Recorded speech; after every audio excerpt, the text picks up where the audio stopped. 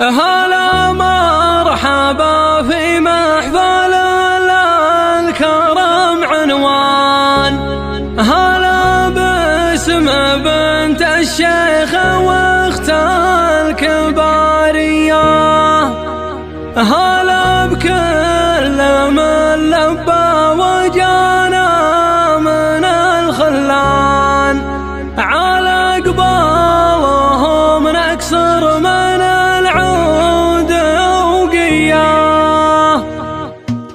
هلا مرحبا في محفل الكرم عنوان، هلا باسم بنت الشيخ واخت الكبارية، هلا بكل من لبى وجانا من الخلان، على قبالهم نكسر من العود وقياه. تعاقبلهم دلال صفر من الرسلان، كرامات اكرام وعادة للعتيبية. هذه يوم تركب بنت مليان كل من ضيفان، كفوف السخا من كف ابوها رهوية. هذه شيخة الشيخات لا عدنا النسوان، على قمة الطيب واهل السيادية. هذه بنت شيخ العز ومعرب الجدة ضوي ماجد بن فهد الطيب ماريا. عضيده على نهج الوفا والكرم، سلطان امير وشيخ روس قوم الكبارية، وله عزوة تفخر بهم نخبة الفرسان، تهون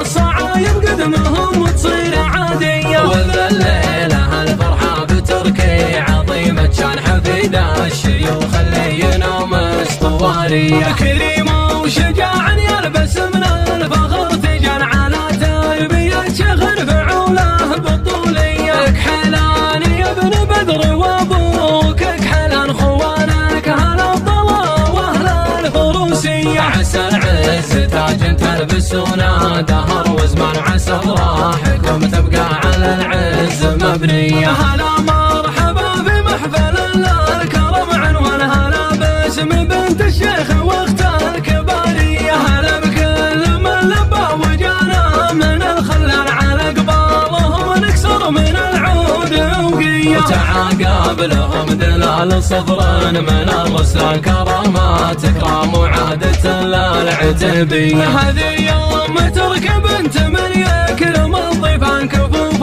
السخا من كف ابوها رهوية. هذه شيخة الشيخات لا عدنا النسوان، على قمة الطيب واهل السيادية. هذه بنت شيخ العز ومعرب الجدة ضوي ماجد بن فهد الطيب ماريا. عضيده على نهج الوفا والكرم، سلطان امير وشيخ روس قوم الكبارية، وله عزوة تفخر بهم نخبة الفرسان، تهون الصعايب قدمهم وتصير عادية. وذا الليلة الفرحة بتركي عظيمة شان، حفيدة الشيوخ اللي ينام اسطوارية. كريمة وشجاع يلبس من